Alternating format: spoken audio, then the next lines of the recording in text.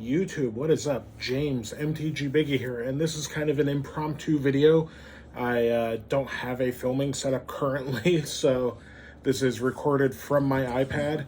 And the reason I'm making this video today is because there was a banned and restricted announcement in Magic the Gathering yesterday, Monday, October 10th. And that announcement affected two formats, one of which was Standard, which I'm not going to talk much about. The Meat Hook Massacre banned in Standard. I haven't cared about Standard in a number of years. I'm not going to start caring now. So it does not affect me personally. So being the selfish person I am, I'm not going to even talk about it or acknowledge it. But Modern, a format I play the most of, and I enjoy to varying degrees, is the format that affects me, which was affected when they banned Yorion Sky Nomad, making this the second of the companions from Ikoria that they've banned in Modern, and I think it's a terrible move. I understand their argument of in paper Magic dexterity issues becoming a problem with 80 card decks with Yorion, and shuffling and stuff being an issue, but it feels like if that's going to be your main issue that you take up with the card, that a format like Commander wouldn't even exist if it is that big of a problem. So they banned Yorion, and it's mostly for the sins of the 4-color Omnath control piles. And if you had asked me before any bans happened if something needed to go, I would have said probably not, the format's okay. But if you have to ban something, the main targets in the entire format, I would have said, would be Omnath or Renin 6. Omnath being this hyper-powerful creature that completely negates entire decks in the format. Omnath's existence makes Burn much worse of a deck. It makes any creature-based aggro deck or low-to-the-ground aggro deck just bad. Mostly because the combination of it and Renin 6 making your mana perfect, and it's insane value generated. When you cast an Omnath, it immediately replaces itself with the draw, and all of the triggers generate a ton of value for a very minimal commitment, and it inspires a deck that breaks the color pie, where it just laughs in the face of the color pie, where it doesn't matter, there's no drawback to just playing the best cards across all the colors that you want to play. So, if you had to ban anything, I think Omnath is one target and Renin 6 is the second target, Renin 6 being another card that's problematic because it enables 4-color good stuff piles. And if you know anything about Legacy, you know that that format is at its worst when there is a 4-color good stuff pile, mostly control piles, dominating the format. So, Renin 6 being very egregious, Omnath being very egregious. You can make arguments for a handful of other cards in the format being problematic. I personally think Violent Outburst is a card that can be targeted because the Rhinos deck can still function without it and just do the Rhino thing at instant or at sorcery speed as opposed to instant speed and be very powerful still, where Violent Outburst makes too many lines of play where they're end step making Rhinos or in combat making Rhinos, making it very difficult to play around what that deck's doing and making the gameplay very, very stale and boring. But I think the format didn't need anything banned, honestly. The 4-color pile is very good. It's very expensive, which keeps some people off of it in paper, but it's very, very good and very resilient, and it just requires no drawbacks. In Magic, when you play a deck or you build a deck, generally you have to think of things like your mana base. Am I going to be vulnerable to land denial or mana denial strategies like Blood Moon, or in other formats, things like Back to Basics or Ruination or From the Ashes, or even Price of Progress. There are hate cards for playing a bunch of non-basic lands, and for playing lands that tend to be greedy.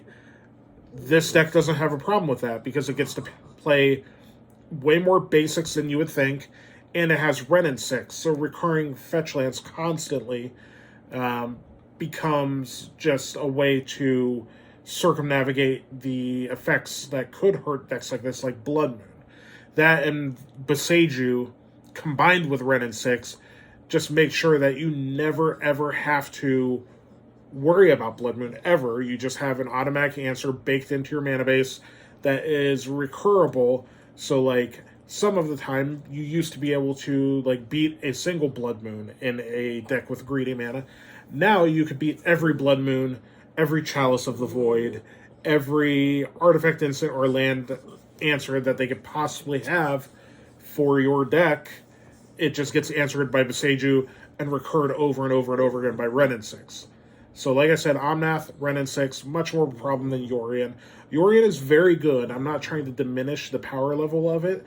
And I am, to a degree, biased because I have been playing a Yorion deck for the last year in paper and enjoying it very much so. But Yorion in the deck that I play, Death and Taxes, was not a problem. And I don't think Yorion is the problem in the 4-color deck. It just, for some reason, got the axe. And the reason I think, if I'm putting my tinfoil hat on, is Wrenn 6 was just reprinted in Double Masters 2. And then Omnath just got a promo reprint for the Game Day promo or whatever that textless promo of Omnath is. So as to not shoot themselves in the foot with banning one of the cards that they just reprinted and want people to spend money on, they went the route of Yorion, which is a powerful enabler that they can easily axe because it wasn't just reprinted and they're not trying to make money off of it anymore. I think it's a terrible move. I think it nerfs my deck very, very harshly. I don't know if Death and Taxes is going to be playable without Yorion. It gave the deck a lot of push because it gave you the ability to grind and to outgrind all of the mid-range decks in the format, whereas before you had to rely on this mana denial strategy and really try to choke out their mana and really emphasize the taxing effects, where Yorion gave you this ability to just have this creature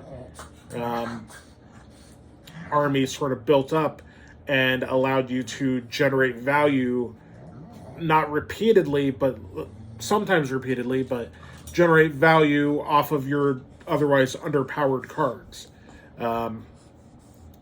So I think it's nonsense that it got banned. I don't think anything should have been banned, but very least of which should have been banned was Yorion. Of all the things I would be considered, I would consider about 10 cards over Yorion in the format. Like I said, Omnath, Wrenn 6. You can make an argument for Ephemerate. You can make an argument for Violent Outburst, Archon of Cruelty, or one of the creativity pieces, either Indomitable Creativity or the other red sorcery that allows you to cheat them into play for no commitment. Those all would have been fine candidates. Sigarda's Aid, Hammer being as good as it has been for as long as it has been and dominating for the format at certain times, you could have made an argument for Sigarda's Aid. And all of the bans that you could have made make the decks playable, but just like dial them down a certain amount. And all these decks that would have been nerfed by any of these other bans are decks that are uber powerful and at the top of the meta consistently. I understand the 4-color control deck is at the top of the meta pretty consistently. However, the ripple and the effects that banning Yorion had on other decks and other strategies is really obnoxious, and it's just as bad, or it's much worse for the fringe decks than it is for the 4-color deck.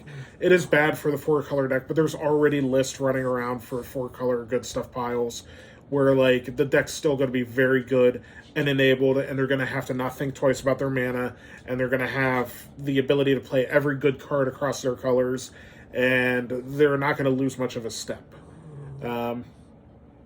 At any rate, I think it's nonsense. I think Wizards messed up, and I hate it. And Modern is a format that I have a love-hate relationship with. There are times where I very much enjoy Modern, and I very much like having the ability to play it a lot in my local area because Modern's very popular where I live.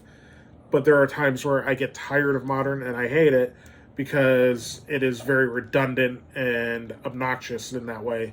And or if the deck that I play just falls out of favor or is not good in a current meta, like they just made it be now. Because Death and Taxes is going to take a step back. It was not a popular deck in the first place. It was not a deck that a lot of people played, but I think it was good and underrated in the format. Now it is like possibly semi-fringe playable, probably not. And I think 60 card builds of that deck haven't been playable in a long time, so we're going to go back to that and see what happens. But I don't know. It makes me have less faith in Modern. I know there's people that when formats and competitive Magic is serious, there are bans that affect people's decks all the time. And I've been affected by bans twice now, both in Modern, that really hit what I want to do in the format. And so I know how it feels. Luckily, I didn't invest a ton of money into a deck for it to get banned a minute later. And generally, I play decks that are kind of safe from bans because I generally tend to play things that are either very specific to what I do, which is not the most popular or powerful strategy ever, or I play decks that are not the best deck in the format on purpose. For that reason and various other reasons. But yeah, it's a bad look, it's a bad feel, and I think the Sky Noodle, it died for the sins of Wrenn and 6 and Omnath and the Modern Horizons 2 Elementals, and it feels shitty. It's really bad. It's a bad look. I think no action would have been fine. But it is what it is. We got what we got, so now I'm going to have to spin my wheels and attack Modern in a different way. The first step up is going to be to go back to 60 card Death and Taxes, try to find a list that I like, and try to play it and see how it goes, and hope that it's enough. And if it feels miserable, then I just don't have a Modern deck anymore. And that sucks. That sucks a lot. So I'm going to figure it out one way or another, and whatever the reality is, that's what I'm stuck with, and that's how I'm going to live. But beyond that, that's all I got. I just want to talk about these bands and how shitty they are and how bad it feels. No bans in Legacy, which is a format that arguably could have used one because Delver is just dominating that format still. And I understand something has to be the best deck, but the numbers Delver is putting up, still ridiculous. And there's cards in the format that I like a lot that I think are a little problematic, like Expressive Iteration, probably just a tiny bit too good. I think Murktide Regent's fine, but that's only because people are playing a shit ton of Pyroblast in their decks, in main decks now, because of specifically Murktide. But yeah, I think Legacy's a format that could have used some attention, but instead they put it where it didn't need to go, into Modern. So that's it. That's all I've got. I think Modern's not the best format, obviously. It is probably going to get worse from here out, and I don't think this does anything to make the format better. I don't think that when I go to F&M this week playing Modern that I'm going to have any more fun than before these bans. And that's what I think the goal of the ban is to make a format more fun, make it better, make it more enjoyable for the people that actually play it. I don't think this accomplished that at all. I think this ban sucks. And I think Wizards just, doesn't know what they're doing with certain formats at this point. And it seems very apparent. Either way, that's all I've got for real this time. I'm going to go. Thanks for listening. And, yeah, maybe I'll see you again soon. Who knows?